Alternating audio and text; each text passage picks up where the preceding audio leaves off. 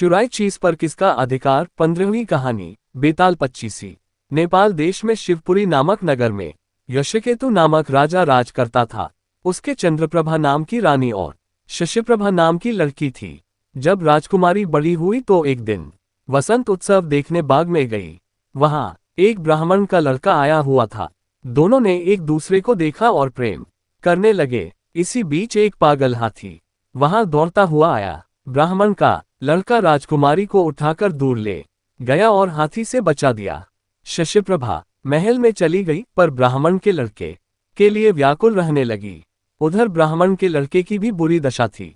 वो एक सिद्धगुरु के पास पहुंचा और अपनी इच्छा बताई। उसने एक योग गुटिका अपने मुंह में रखकर ब्राह्मण का रूप बना लिया और एक गुटिका ब्राह्मण के लड़के के मुंह में रखकर उसे सुंदर लड़की बना दिया। राजा के पास जाकर कहा, मेरा एक ही बेटा है, उसके लिए मैं इस लड़की को लाया था, पर लड़का न जाने कहाँ चला गया।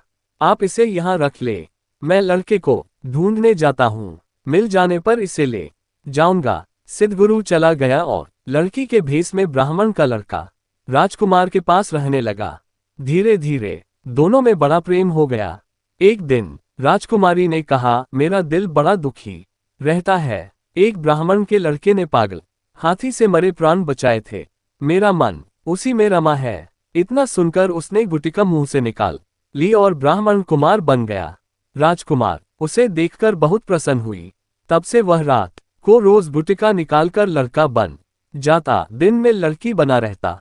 दोनों ने चुपचाप विवाह कर लिया। कुछ दिन बाद राजा के साले की कन्या मृगांगदत्ता का विवाह दीवान के बेटे के साथ होना तय हुआ। राजकुमारी अपने कन्या रूपधार ब्राह्मण कुमार के साथ वहां गई। संयोग से दीवान का पुत्र उस बनावटी कन्या पर रीझ गया। विवाह होने पर वह मृगांगदत्ता को घर तो ले गया, लेकिन उसका हृदय उस कन्या के लिए व्याकुल रहने लगा। उसकी ये दशा देखकर दीवान बहुत हैरान हुआ।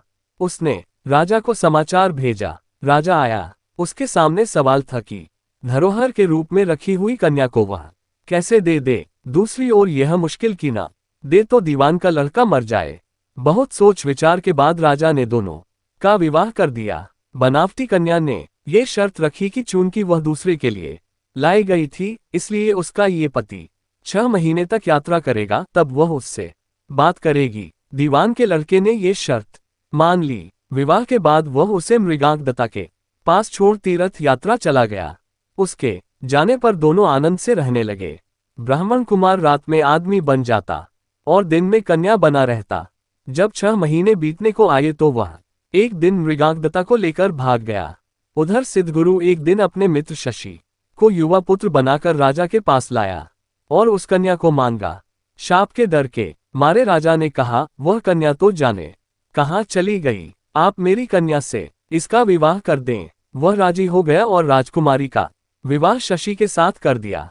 घर आने पर ब्राह्मण कुमार ने कहा, ये राजकुमारी मेरी स्त्री है, मैंने इससे गंधर्व रीति से विवाह किया है। शशि ने कहा, यह मेरी स्त्री है क्योंकि मैंने सबके सामने विधि पूर्वक ब्याह किया है। बेताल ने पूछा, शशि दोनों में से किस की पत्नी है? राजा ने कहा, मेरी राय में वह शशि की पत्नी है, क्योंकि राजा ने सबके सामने विधि पूर्वक विवाह किया था। ब्राह्मण कुमार ने तो चोरी से ब्याह किया था।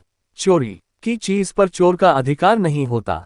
इतना सुनना था कि बेताल गायब हो गया और राजा को जाकर फिर उसे लाना पड़ा। रास्ते में बेताल ने फिर एक कहानी सुनाई।